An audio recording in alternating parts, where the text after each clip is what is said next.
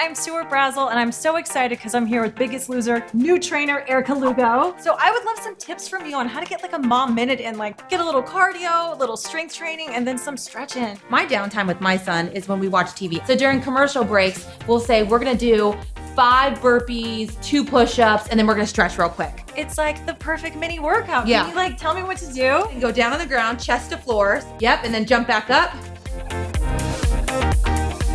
Now give me 3 push-ups right there.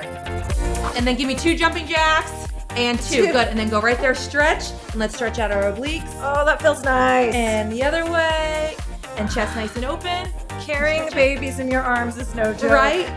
So that's the mom minute, and I feel like that's something that you should do. Watch Biggest Loser and then do this during the commercial. Yes, I love that idea. Right? Perfect. When is the premiere? I'm so excited. January 28th, Tuesday on USA Network. Amazing. I'll see you there, moms.